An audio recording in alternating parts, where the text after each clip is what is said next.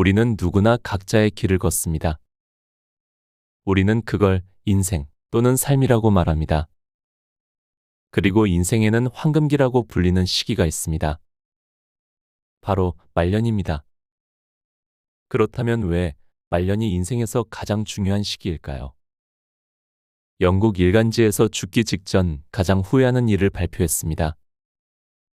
1위는 과연 무엇이었을까요?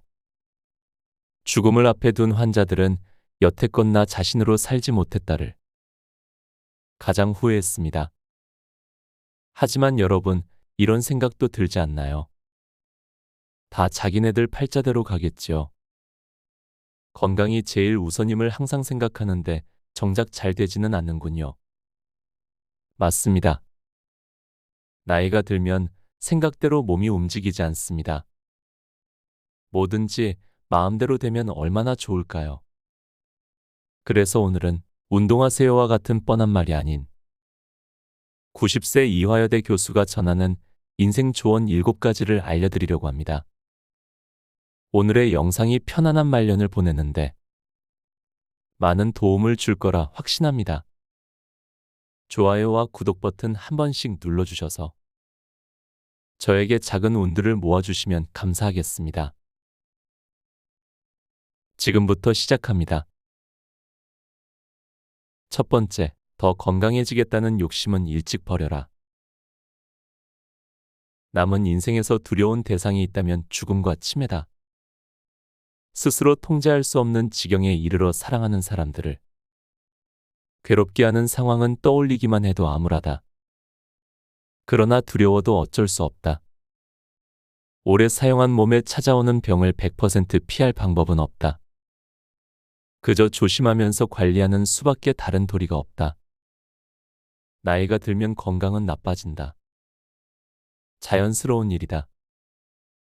건강이 좋아져도 순간적으로 나타나는 호전일 뿐. 전반적으로는 하향 곡선을 그린다. 의학 용어 가운데 비가역적이라는 말이 있다. 되돌릴 수 없다는 뜻이다. 지나간 시간을 다시 되돌릴 수 없듯이 어떤 치료를 하더라도 복구 불가능한 신체의 기능 상실을 두고 하는 말이다. 서서히 몸의 기능이 퇴화하다가 언젠가는 기능을 전부 상실한다. 이런 흐름을 거스른 인간은 한 명도 없다. 그렇기에 건강하지 못할 미래를 막연히 두려워하거나 인정하지 않으면 본인만 괴로울 뿐이다. 결국 나이 들수록 병의 가지수는 늘어날 것이다. 왜 관리를 잘 못했느냐고 스스로 비난할 일이 아니다. 어차피 죽을 때까지 따라오는 병이라면 병과 함께 사이좋게 지내는 방법을 터득하는 편이 낫다. 앞으로 몇 년 후엔 지금보다 더 많은 병을 끌어안고 살아가게 될지도 모른다. 노쇠해져 가는 미래가 두렵고 불안하다. 그러나 불안에 떨어봐야 어찌할 것인가. 불안은 더 큰 불안을 낳을 뿐이다. 차라리 병을 인정하고 고약한 친구쯤으로 받아들이고 병을 다스릴 방안을 찾는 편이 생산적이다. 이게 7가지 병과 더불어 30년 넘게 살아온 내가 당신에게 해주고 싶은 조언이다. 두 번째, 죽음을 연습하라. 사람들은 내가 죽음 앞에서도 불안하지 않은 도인쯤 된다고 생각할지 모르겠다. 그러나 죽음이 두렵지 않은 인간이 세상에 어디 있으랴. 죽음이 삶에 준 선물은 매우 고맙게 생각하지만 죽음은 여전히 생경하고 무서운 대상이다. 다만 결국 죽음을 피할 수 없는 운명이기에 되도록 불안한 마음을 달래면서 생활해 나가려고 노력할 뿐이다. 매일 아침 오늘도 눈을 떴구나 하는 짧은 환희 뒤에는 한 번도 빠지지 않고 죽음이란 단어가 따라온다. 그럴 때면 나는 이왕 오늘도 눈을 떴으니 약속된 일을 즐겁게 마무리하자라는 생각으로 두려움을 달랜다. 그러면 죽음이란 단어는 일과를 마칠 때까지 내 의식 속에서 물러나 준다. 고마운 일이다. 어릴 때 외갓집에 가면 나이 드신 어른들이 관을 짜서 대청마루에 두고 아침 저녁으로 들어가 누우시곤 했다. 다가올 죽음을 받아들이는 연습이었다. 죽음에 대한 두려움은 절대로 극복할 수 없다. 다만 죽음에 익숙해져서 공포에 사로잡히지 않도록 노력할 뿐이다. 즉, 죽음을 받아들이는 마음의 준비를 할 수 있을 뿐이다. 만약 죽음을 받아들이지 못하면 마지막까지 분노와 억울함에 휩싸여 자신과 주변 사람들을 괴롭히게 된다. 모든 걸 정리하고 감사하는 마음으로 평화롭게 보내야 할 말년에 세상에 대한 분노와 타인에 대한 증오로 몸부림치게 된다. 이럴 경우 본인도 괴롭지만 사랑하는 사람을 그런 식으로 보내야 하는 주변 사람들의 가슴에는 더 큰 상처가 남는다. 죽음은 일생에서 가장 중요한 손님이다. 그러므로 차근차근 정성스레 맞을 준비를 해나가야 한다. 죽음을 자연스럽고 평안하게 맞이하는 것만큼 사랑하는 사람들을 위한 값진 선물도 없다. 그래서 나도 매일 죽음을 잘 맞이하기 위해 연습한다. 내가 죽은 다음에 자식들과 손자들이 웃으면서 내 이야기를 나눌 수 있도록 말이다. 세 번째, 지난 삶을 후회하느라 시간을 낭비하지 마라. 후회해도 내 인생, 만족해도 내 인생이다. 과거의 삶이 무엇이든 간에 나 말고 또 누가 그런 길을 걸어갔겠는가. 내 인생은 내가 만든 독창적인 예술품이다. 세상에 딱 하나뿐인 삶이다. 그러니 습관적인 비교와 가지 못한 길에 대한 아쉬움으로 자기 인생의 격을 떨어뜨리지 말아야 한다. 이제는 온전히 자기 삶을 인정하고 받아들이고 그의 자부심을 느껴야 할 때다. 부처님은 태어나실 때 룸비니 동산에서 천상천하유화 독존 일을 하셨다. 나는 온 세상을 통틀어도 단 하나뿐인 유일무이한 존재라는 뜻이다. 후회가 깊어질 때마다 새겨야 하는 말이다. 내 친구는 튀는 게 무서워 자기를 억누르고 남들처럼 살았다고 후회했다. 그런데 생각해보라. 남들처럼 살기가 어디 쉬운 일인가? 우리 세대는 일제강점기와 해방, 6.25 전쟁과 분단이라는 현대사의 굴곡을 몸소 겪었다. 지독한 가난과 전쟁 속에서 그야말로 생존이 최우선 과제였다. 당장 다음 끼니를 걱정해야 했고 가족을 먹여 살리려면 이 일 저 일을 가리지 않아야 했다.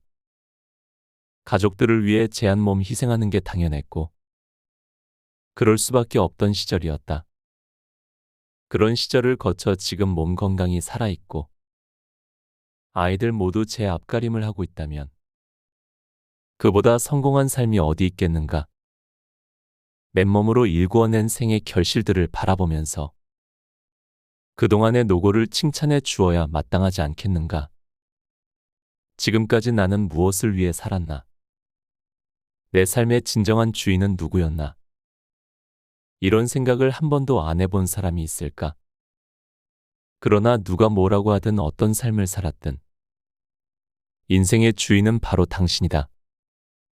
당신이 살아온 궤적에 만족하지 못하든 결국은 본인이 선택한 한 발짝 한 발짝이 쌓여 지금에 이르렀다. 그 사실은 절대로 부정할 수 없다. 그리고 내 인생이 결국 내 선택이었다는 진실을 받아들여야 후회는 아쉬움으로 가벼워지고 내일을 향한 에너지로 전환될 수 있다. 한 번에 두 가지 인생을 사는 사람은 없다. 그리고 당신이 걸어온 그 인생 결코 나쁘지 않았다. 부디 자부심을 가지라. 네 번째, 죽도록 일만 하지 마라. 40년 가까이 세월이 흘렀다. 이제 80을 넘긴 내 친구가 비슷한 후회를 한다. 그렇게 열심히 일만 하며 살 필요가 없었는데 젊어서 죽도록 일만 하다가 어느 날 돌아보니 애들은 이미 다 커버렸고 아내와는 서먹해져 버렸단다. 우리 나이 또래라면 이 말에 크게 공감할 것이다. 대한민국의 압축적 성장은 우리로 하여금 많은 희생을 강요했다. 열심히 일하지 않으면 살아남을 수 없었기 때문에 스스로를 엄청나게 몰아세웠다. 농경 사회에서 누렸던 느림과 안정은 사라지고 경쟁 속에서 쫓기는 삶을 살았다. 한때는 40대 연령군에서 과로사가 사망 원인 1위로 올라서기도 했다. 젊어서 죽어라 일만 했다고 후회하는 사람이 많다. 너무 일만 하느라 다른 좋은 것들을 못 보고 지나쳐서 아쉬울 수도 있다. 하지만 왜 일을 그토록 열심히 했는가를 진지하게 한번 돌아볼 일이다. 일이 주는 보람과 만족, 기쁨과 성취가 있었기에 일에 몰두하지 않았던가? 일을 함으로써 자기 정체성을 분명히 하고 직업인으로서 자랑스러움을 느끼지 않았던가? 그렇다면 죽도록 일만 했다고 한탄할 게 아니라 열심히 일한 자신을 칭찬해 주어야 마땅하다. 인간의 행복 중 절대 빼놓을 수 없는 것이 일에서 누리는 보람이다. 그 보람을 한정없이 누렸으니 당신은 얼마나 행운아인가. 열심히 일한다는 것, 그것은 아무나 할 수 있는 일이 아니다. 자기가 누구인지를 알고 일에서 행복을 찾을 줄 아는 자에게만 허락된 보람이자 성취다. 그러니 한때 일에 매진한 자신을 긍정적인 눈으로 바라보자. 그리고 일이란 평생에 걸쳐 수행해야 하는 활동이다. 퇴직했다고 해서 일을 아예 그만두는 것이 아니다. 만약 경쟁에 휩쓸려 일이 주는 의미와 즐거움을 놓치고 살았다면 이제라도 주관을 세워 자신에게 걸맞는 일에 행복을 찾기를 바란다. 5번째, 취미 생활에 늦은 나이는 없다. 우리의 삶을 돌아보라. 일평생 얼마나 경쟁에 시달렸는가. 어릴 때부터 성적 경쟁을 시작해서 입시 경쟁, 취직 경쟁, 진급 경쟁에 시달렸다. 이런 경쟁 의식이 뼛속까지 스며들어 부지불식간에 취미 생활마저도 잘하려고 애를 쓴다. 하지만 어떻게 모든 일을 잘하겠는가? 잘하는 일은 직업 하나면 충분하다. 나머지는 좋아하는 만큼만 즐기면 된다. 나는 시에 재능이 없지만 20년 가까이 시를 곁에 두고 즐기면서 산다. 경쟁할 필요 없이 좋아하는 일을 한다는 것이 얼마나 삶을 풍요롭게 하는지는 정말 경험해 봐야 한다. 나는 요즘 2가지 취미 생활을 시작했다. 하나는 과학 전문 서점 갔다에서 강의를 듣는 일이다. 작년에 천문학자 큰아들을 주축으로 과학을 사랑하는 사람들이 모여 독립 서점을 열었다. 나는 살던 집을 제공함으로써 주주의 이름을 올렸는데 그곳에서는 책 판매뿐만 아니라 다양한 과학 관련 강좌도 열린다. 강연을 들을 때마다 우주의 신비에 경이로운 마음이 든다. 새로운 것을 배우는 일이 무척이나 즐겁다. 지금 배워서 그 지식을 어디에 써먹느냐고? 쓸모가 없으면 어떤가? 나이가 들었으니 이제는 쓸모없는 일쯤은 마음 편히 해도 되지 않겠는가? 또 다른 취미 생활은 우표 동호회 활동이다. 나는 네팔에 드나들며 오랫동안 우표를 모아왔다. 어느 날 우표 책을 들여다보니 쌓인 양이 상당했다. 이것을 어떻게 정리하면 좋을까? 인터넷을 돌아다녀 보니 우표를 사랑하는 사람들의 모임이라는 카페가 눈에 띄었다. 나는 이곳에 가입하여 회원들에게 재미있는 퀴즈를 내고 맞춘 사람들에게 네팔 우표를 보내주기 시작했다. 몇 달이 지나자 나는 이 카페에서 가장 인기 많은 회원이 되어 있었다. 우표에 대해선 문외한이던 내가 2년 가까이 카페 활동을 하면서 정말 많은 것을 배웠다. 그런 지식을 합쳐 네팔 우표를 주제로 3권의 책을 출간했고 그중 하나가 2018년 방콕 세계우표 전시회에 우치 문헌 부문에 입선을 하기도 했다. 그저 재미있게 배우고 가진 것을 나누고자 시작한 활동이 출판과 수상까지 이어지니 마치 칭찬을 받은 고래 마냥 춤추고 싶은 심정이었다. 나이가 들면 자연히 직업의 세계가 축소된다. 삶의 의미를 직업에서만 찾은 사람들은 퇴직과 함께 큰 혼돈을 경험한다. 자신을 쓸모없는 존재로 느끼기도 한다. 그러나 직업을 잃는다고 해서 인생을 잃는 게 아니다. 퇴직의 시기에 인생이 덜 휘청이려면 취미의 세계도 다채롭게 구성해야 한다. 물론 젊어서부터 취미 몇 개쯤 마련하면 좋겠지만 퇴직 즈음에도 늦지 않다. 나도 여든이 훌쩍 넘어 새로운 취미 생활을 시작했다. 뭐든 좋아하는 만큼 즐기겠다고 마음먹으면 부담이 없다. 그러니 부디 취미를 포기하지 말라. 좋아하는 일을 할 때 찾아오는 풍요로운 즐거움을 살아가는 한마음껏 누리기를 바란다. 6번째, 아버지 살아계실 때 더 많은 대화를 나눴어야 했다. 지금도 내가 정말 후회하는 것은 아버지에게 모든 이야기를 직접 듣지 못했다는 점이다. 한 인간으로서 아버지가 어떤 삶을 꿈꾸었고 어떤 좌절을 겪었으며 그 과정에서 무엇을 깨달았는지 알았더라면 더 좋았을 텐데. 아버지를 정해진 틀에 갇혀 사는 소시민으로 단정 짓고 더 이상 아버지에 대해 아무것도 궁금해하지 않았던 젊은 시절의 내가 어리석고 안타깝게 느껴질 뿐이다. 우리는 부모의 영향을 엄청나게 받으면서도 부모가 왜 그런 사람이 되었는지는 정작 알지 못한다. 빙산의 일각처럼 겉으로 드러난 부모의 모습만을 바라볼 뿐 숨겨진 빙하는 탐험하지도 못한 채 이별하고 만다. 그러나 부모의 삶을 알지 못하면 내 삶도 제대로 이해하지 못한다. 즉, 내 삶을 잘 살고 싶다면 그 실마리를 부모의 삶으로부터 찾아야 한다. 한 인간으로서 부모의 숨은 사정을 이해해야 부모에게서 물려받은 내 모습도 긍정할 수 있다는 뜻이다. 부모의 인생에는 생각보다 많은 힌트가 숨어 있다. 그런데 그 힌트를 발견하는 행운은 부모를 이해하려고 노력하는 눈 밝은 자식들에게만 허락되는 이야기일 것이다. 그러니 부모를 궁금해하자. 부모에 대한 편견은 한쪽에 내려놓고 그들의 인생 이야기에 조금만 귀를 기울여보자. 이것이 아버지가 돌아가신 뒤의 아버지에 대해 모르는 게 참 많았다는 걸 깨달은 어리석은 아들이 당신에게 주고 싶은 진심 어린 충고다. 7번째, 몸의 아픔은 품격 있게 표현해야 한다. 나는 정신과 의사로 일하면서 오랫동안 환자들을 진료했다. 그런데 환자들은 대개 제 나이보다 훨씬 늙어 보였다. 아마 환자들이 오랫동안 고통을 감수하고 살아왔기 때문일 것이다. 그런데 그들의 외모에 영향을 끼친 게 병력만은 아닌 듯했다. 환자들은 나를 만나면 자기가 얼마나 아프고 힘든지 아느냐며 하소연을 늘어놓았다. 몸도 여기저기 아프고 마음도 힘들고 주위 사람들과 세상도 제 뜻대로 안 된다며 불평을 해댔다.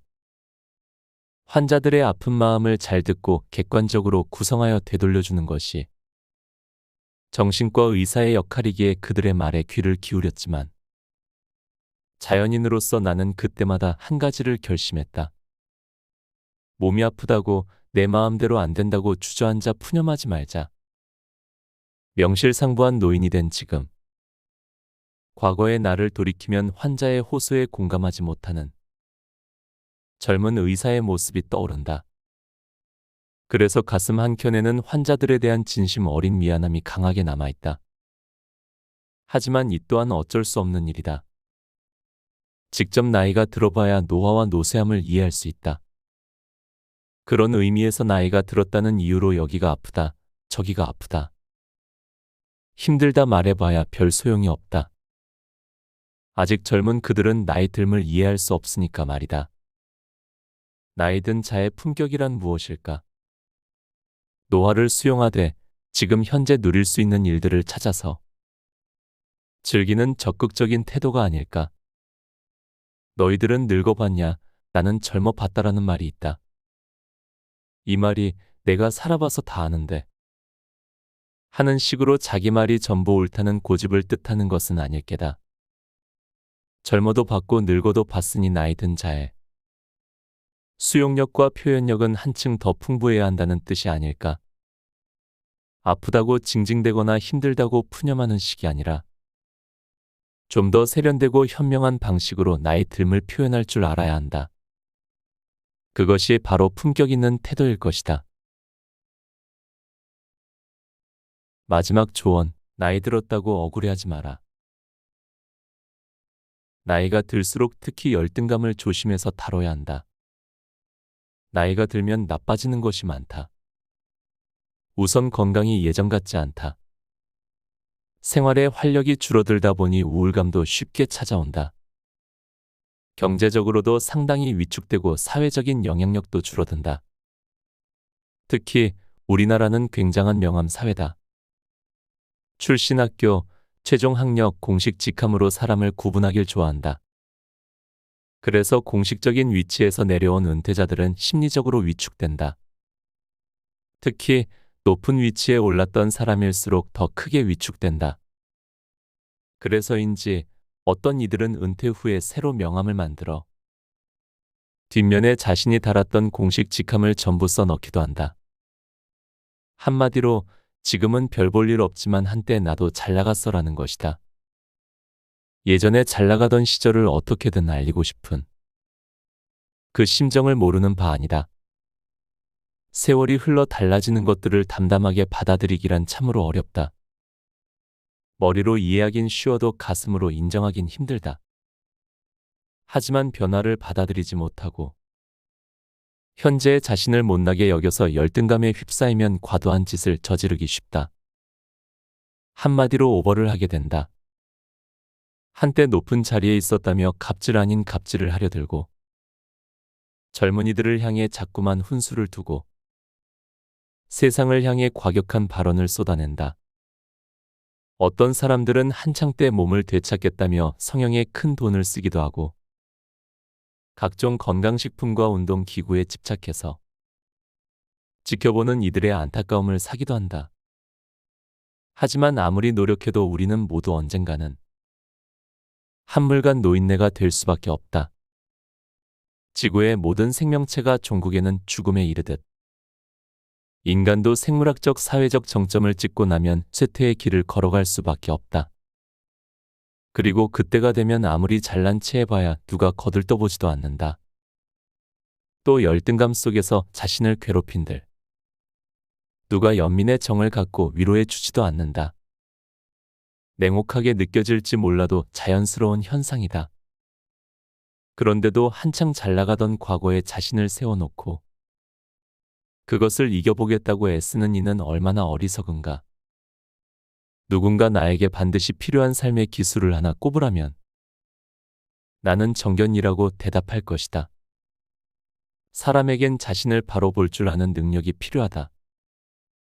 이제는 체력이 떨어진 나, 사회적으로 협소해진 나, 경제적 능력이 줄어든 나를 있는 그대로 바라본다. 화가 나면 화가 나는구나 하고 느껴본다. 무엇을 잘못해서 지금에 이른 것이 아니다. 과거의 나는 그대로 멋졌고 현재의 나는 이대로 괜찮다. 여기까지 생각이 미친다면 삶을 괴롭게 만드는 열등감에서 비로소 자유로워질 수 있다. 곁에 두고의 짧은 생각. 말년은 인생에서 자신이 진정으로 원하는 방식으로 살 수 있는 마지막 기회입니다. 대부분의 사람들은 일생 동안 가족, 직장, 사회에 기대해 부응하기 위해 자신의 진정한 모습을 숨기며 살아갑니다. 그러나 인생의 막바지에 도달했을 때 자신이 진정으로 원하는 삶을 살지 못했다는 것이 가장 큰 후회로 남습니다. 이 책의 저자인 이근우 교수는 말합니다. 뭐든지 알면 두렵지 않다. 나 역시 작정하고 살아온 것은 아니지만 돌이켜보니 삶을 대하는 일정한 습관이 있었다. 자기만의 독특한 삶의 무기를 가져라. 저는 먼저 인생을 살아온 교수님의 말에서 용기를 얻었습니다. 누가 걸어온 길이 아닐지라도 내가 걷는 이 길이 내가 옳다고 생각한다면 그 길로 가도 괜찮다는 생각이 들었습니다.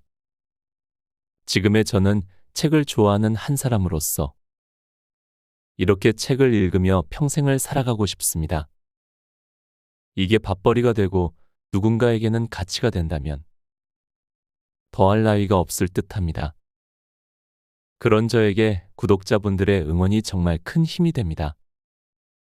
좋아요, 댓글을 남겨주시지 않는 분들도 저에게 큰 응원을 보내주고 있다는 것을 압니다. 정말 감사드립니다. 더욱 노력하는 책 곁에 두고가 되도록 하겠습니다.